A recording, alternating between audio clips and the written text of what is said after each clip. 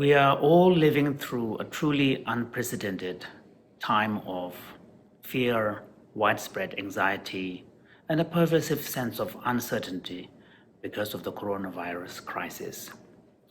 Each one of us, without exception, we're feeling afraid. We worry for our loved ones, especially the elderly in our lives. We're worried about ourselves, our families. We're worried and afraid for our country. We're worried and afraid for our world. And many of us feel concerned that when this crisis might come to an end.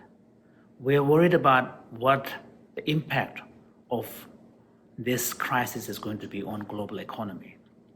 What is it going to do to the jobs? What is it going to do to our livelihood? So this pervasive sense of fear and anxiety and feeling of uncertainty that we're experiencing is a very natural human response.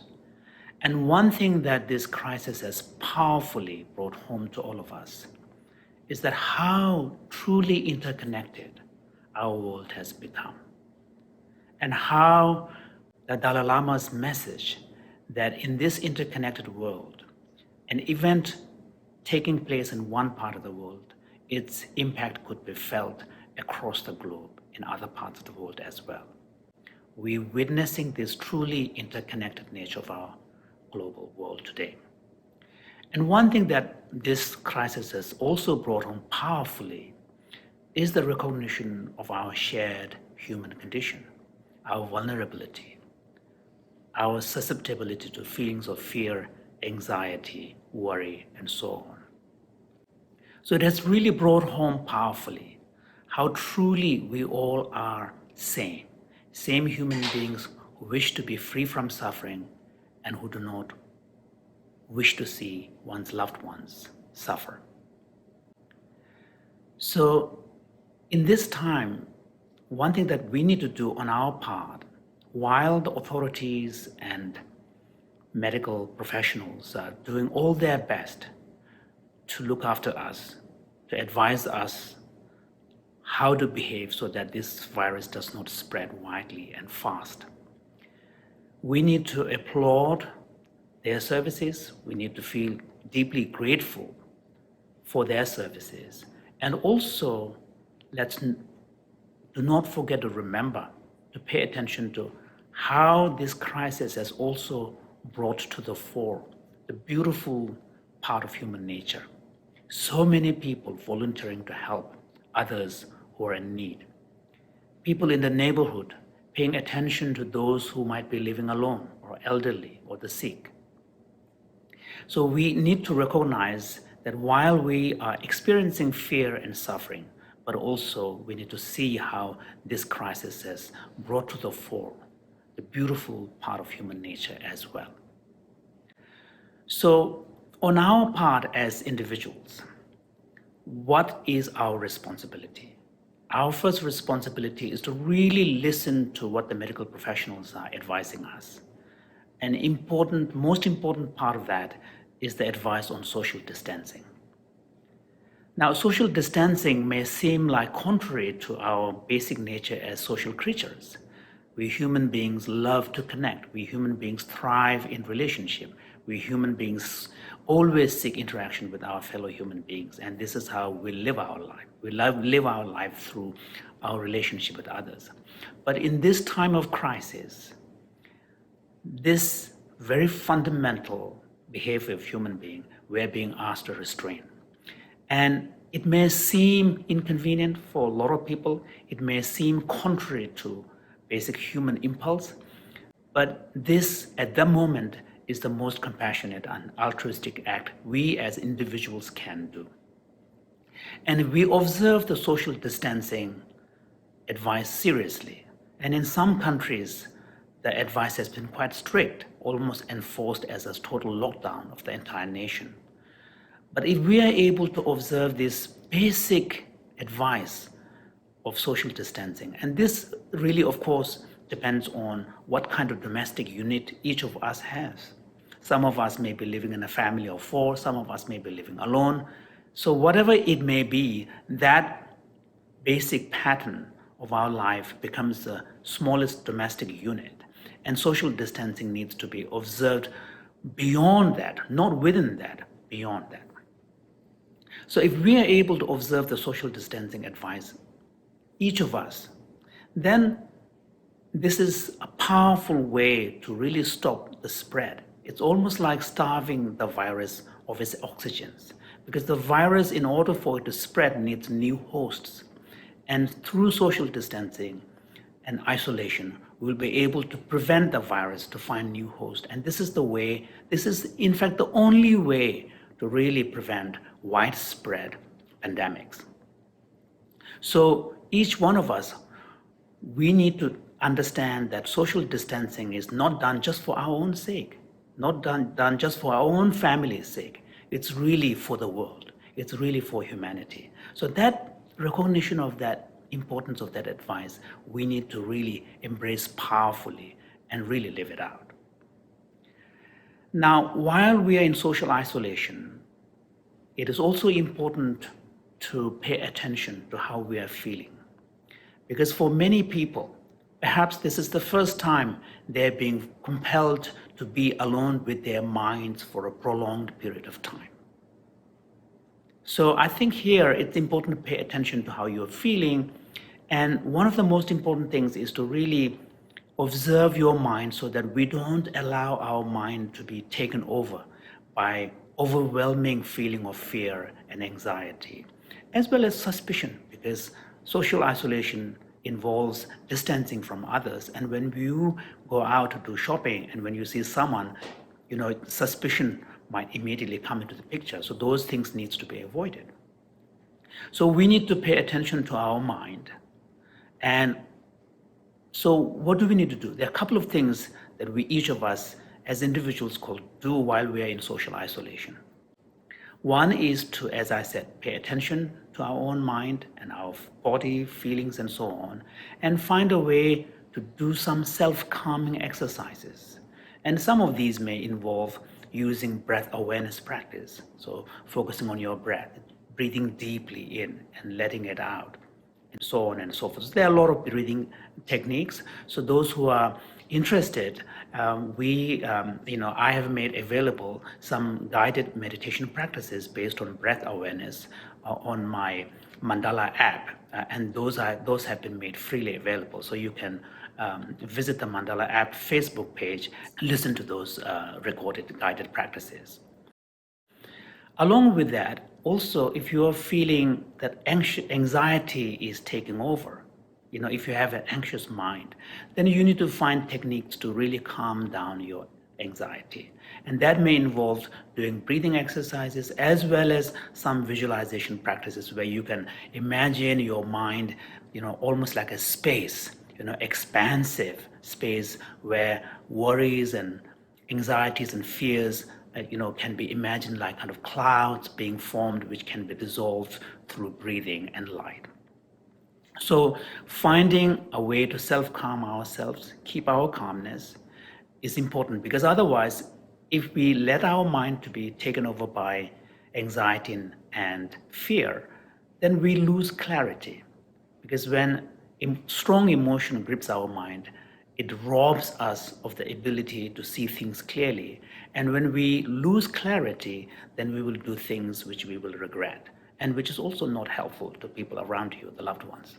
So that's one important. The second thing is, while we are each of us and at the family level, as individuals, experiencing this difficulty and worry and fear, of course, the experiences of each of these are individual experiences. There is a danger that we might actually go down the narrow rabbit hole of thinking just about ourselves and our family. So here it's very important to connect with broader humanity, to really not to forget that we are all in the same boat. Just as I am feeling, just as my family members are feeling afraid, anxious, uncertain, everybody else is feeling the same. And so to be able to open our heart, to really feel for the others, to think about others, leave space and create space for others, particularly for those who are in a much tougher position, You know, because of the lockdown of countries and because of the disruption of everyday life, there are millions of people who are less fortunate than many of us. People who rely heavily on a day-to-day paycheck to be able to support themselves and their family. We don't know the toll this is going to have on the livelihood of these individuals. So let's think about them. Let's not forget them. And there are also many people who are much less fortunate than us. And imagine how would people respond if the virus were to spread to the poorer countries where basic sanitation facilities and health, facilities are not there.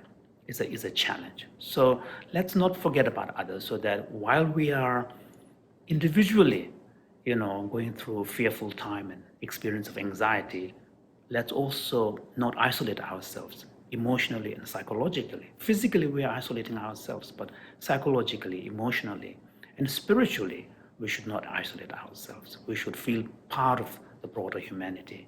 And we should always remember to pray for the humanity as a whole. So that's the second thing. The third thing is, each of us in our social isolation, are kind of confined to where we are. We are asked even not to go out too often. And when we go out, not more than 2 people, and so on and so forth. So there's a lot of, a majority of the time, working time, many people are working from home, those who have that luxury. So we have so much time being confined indoors. So here, we need to find a way to utilize that opportunity. So like all crises, all adversities, there is always a silver lining. So what is the silver lining of this particular situation? Here, the silver lining is that for parents, they have a lot more time now to be able to spend with their children. For spouses, they have a lot more time and opportunity to be with each other, to really truly be present to the other, your partner. So the time becomes much more available.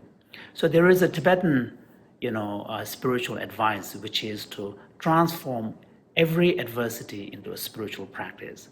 So this is from the Tibetan mind training or Lojong Lojong tradition, which I think is very relevant in this moment.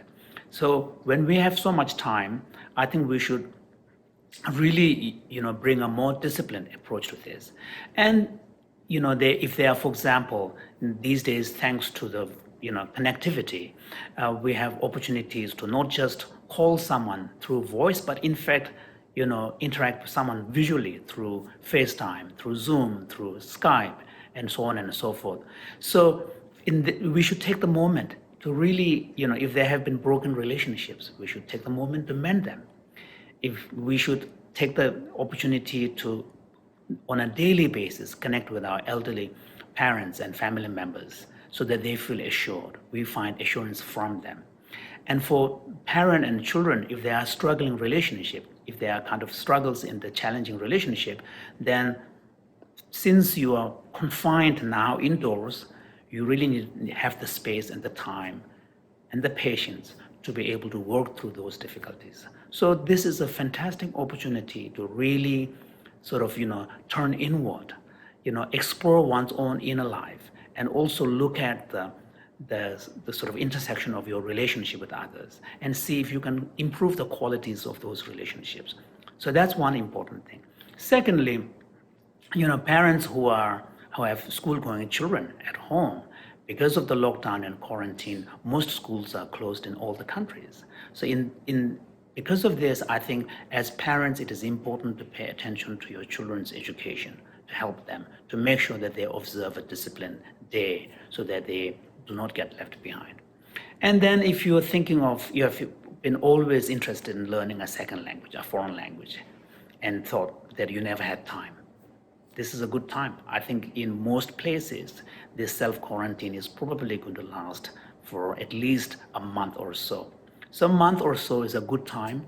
And so I think utilizing the opportunity that has been given by this crisis is one way of, kind of dealing with that challenge as well. So remember, every adverse situation can be turned into a spiritual practice. I think this advice is very relevant, today.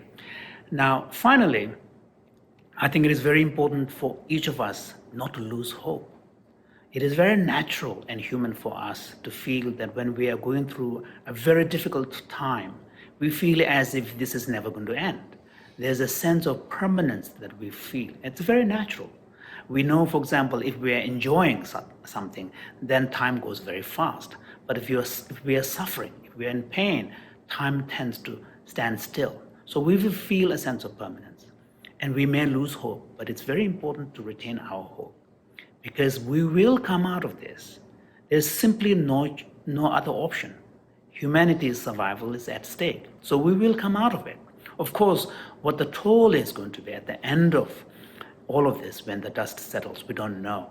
The toll on lives lost, toll on economic devastation, and all of this we don't know. But we will come out of this. So here it's very important to remember the age-old wisdom. This too shall pass. It is important for us to know that there will be an end, so that we can keep our hope. So with these in mind, let us, each one of us, try our best to keep our calm, keep our sanity, not forget others, and also protect our hope, so that we will all come out of this united collectively as fellow human beings. Thank you for your attention, and thank you for caring.